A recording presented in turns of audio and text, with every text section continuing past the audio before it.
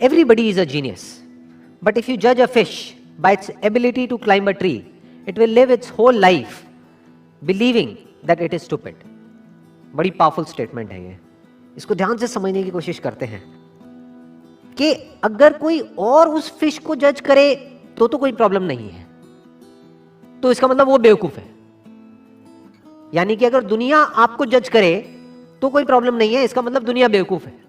But अगर वो मछली खुद अपने आप को जज करने लग जाए इस बेस पे कि देखो मैं पेड़ पर नहीं चढ़ सकती तो मैं बेवकूफ हूं, तो वो बेवकूफ है। हर एक की कोई ना कोई एबिलिटी होती है। जैसे सचिन तेंदुलकर है, उनकी अपनी एक एबिलिटी है। एल्बर्ट आइंस्टाइन है, उनकी अपनी एक एबिलिटी है। अगर एल्बर्ट आइंस्टाइन को बैट दे दिया जाए तो वो कैसे लगेंगे? लोग हंसेंगे। या अकाउंट्स में डाल दिया जाता तो क्या होता? जबरदस्ती उनको चार्टर्ड अकाउंटेंट बना दिया जाता तो क्या होता? क्या वो कभी भी ऐसा कुछ अचीव कर पाते जो उन्होंने अचीव किया?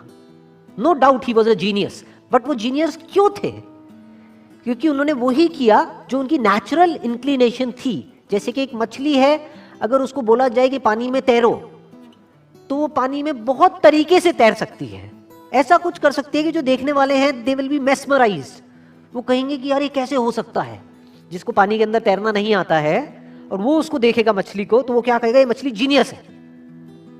तो इस तरह से पहले हमको समझना पड़ेगा कि हमारा पर्सनालिटी टाइप क्या है, और जब हम अच्छे तरीके से समझ जाएंगे और फिर एक्ट करेंगे, then sky is the limit. फिर सबके अंदर एक जीनियस है, फिर सब जीनियस है। Next quote is, education is not the learning of facts but the training of the mind to think. क्यों कहा जा रहा है ये? देखो क्या कमाल की बात इन्होंने कही है। बल्कि जिस वक्त इन्होंने कही थी उस वक्त कंप्यूटर्स इतने ज्यादा डेवलप नहीं हुए थे, इंटरनेट इतना ज्यादा पेनिट्रेट नहीं हुआ था, फिर भी वो देख पा रहे थे कि फ्यूचर में क्या होने वाला है। उसके बेस पर ये स्टेटमेंट उन्होंने दी है। क्यों एजुकेशन में लर्निंग ऑफ फैक्ट्स इंपॉर्टेंट नहीं है? क्योंकि आज की डेट में अगर बात करी जाए तो जो फैक्ट्स हैं या जो नॉलेज है वो तो एक क्लिक ऑफ बटन पे अवेलेबल है। मतलब अगर एजुकेशन का मतलब यही है कि स्कूल जाओ, कॉलेज जाओ और जो बुक्स में लिखा है उसको रट लो और अपने यहां पर फीड कर लो, तो इसकी जरूरत क्या है? वो तो ऑलरेडी मोबाइल में है। जो बुक्स में लिखा है अगर उसको आपने रट भी लिया और यहां पर फीड भी कर लिया, तो अगर उसको रिट्रीव करना है तो कैसे करोगे?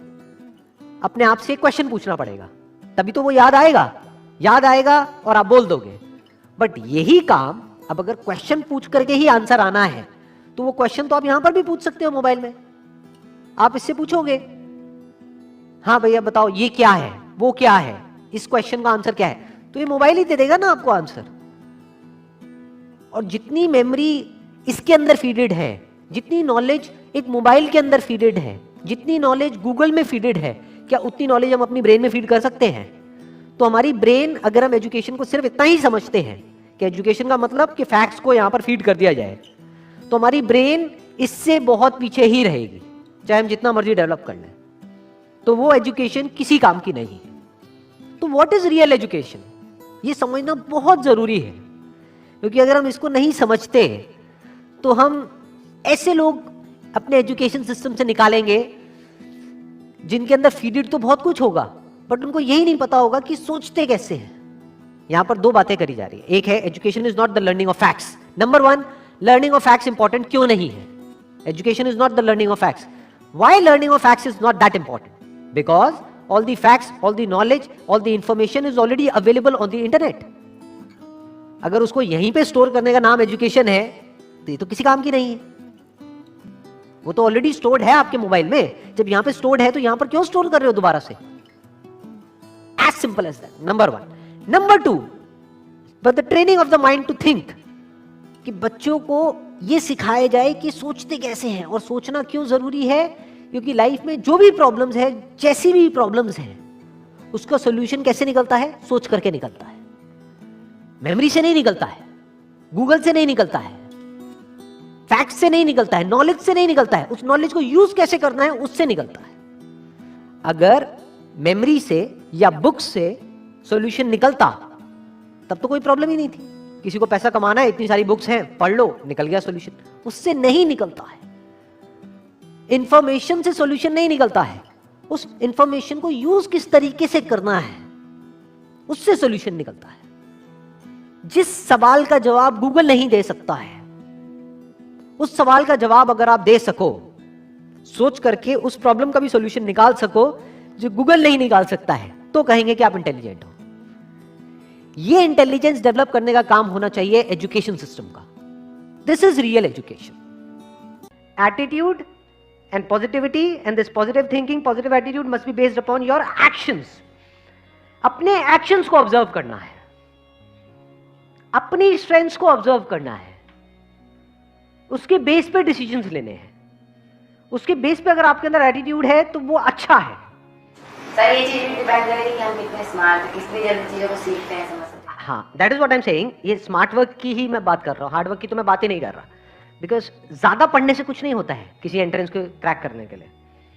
जिन्होंने पास में जिस तरीके से किया है उसको समझ करके सही ट्रैक पे जा करके अगर हम सही से तैयारी करें तब उसके क्रैक करने की पॉसिबिलिटीज बढ़ जाती है। But all I am saying is कि आप अकेले नहीं हो जो स्मार्ट वर्क करने वाले हो, आपके जैसे और भी लोग हैं। बट ऐसे कितने होंगे? 80-20 का सिंपल सा रूल चलता है लाइफ में। कहीं भी आप कुछ भी करोगे उसमें 80-20 का सिंपल रूल निकल करके आ जाएगा। तो ये मान लेते हैं कि चलो ये 10 लाख लोग हैं, 80-20 रूल को अगर हम यहाँ पर लगाएं और कुछ कैलकुलेशंस करें तो क्या निकल करके आ रहा है कि 10 लाख में से 20% ही है जो एक्चुअल में सीरियस है उसको लेकर के, उस एंट्रेंस को लेकर के। बाकी 8 लाख लोग हैं जो टाइम पास के लिए भर रहे हैं। तो आप अगर सीरियस हो तो आप किस में आ गए? अब यहाँ पर क्या आप इन्हें एक्सपेक्टेशंस के बेस पे कैलकुलेशंस कर रहे हो या एक्शंस के बेस पे? आप सीरियस हो इसका मतलब क्या? आपके एक्शंस कह रहे हैं कि आप सीरियस हो। तो आप किस में आ गए? 2 लाख में आ गए। 2 लाख में से भी 20% लोग ऐसे हैं जिनके अंदर एक्चुअल में कैपेबिलिटी है उसको क्रैक करने की। 80% लोग हैं जो सीरियस तो बहुत है, बहुत ज्यादा सीरियस है, जिनको एक्सपेक्टेशंस पूरी है लेकिन उनमें कैपेबिलिटी ही नहीं है। जैसे फॉर एग्जांपल कोई रेस है, मैं आपसे पूछता हूं इस रेस को जीतने की कैपेबिलिटी है आप में या नहीं है? सारे बोलते हैं हाँ है। जब भागेंगे तब पता लगेगा कि किसमें कितना दम है कि नहीं? Because that is a competition. जब भी आप कॉम्पिटिशन में जा रहे हो तो आपको एनालिसिस करना होता है कि मेरी कैपेबिलिटी क्या है in comparison to other people. That is called competition. अब ये जो 40,000 है जो सीरियस भी है, जिनमें कैपेबिलिटी भी है, इसमें से भी सिर्फ 20% लोग ऐसे हैं जो बहुत ही मैसिव लेवल के एक्शंस लेने वाले हैं। यानी वो बिल्कुल डिस्ट्रैक्ट नहीं होंगे अगले 2 साल तक, जिनका फोकस 1 पॉइंटेड होगा।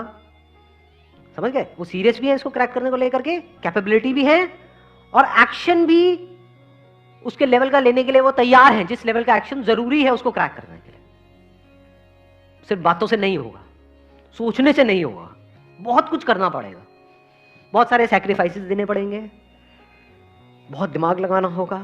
उसके बावजूद भी कैपेबिलिटी है, उसके बावजूद भी बिल्कुल ऐसा है किसी ओलंपिक्स में जाकर के आपको गोल्ड मेडल जीत के लाना है।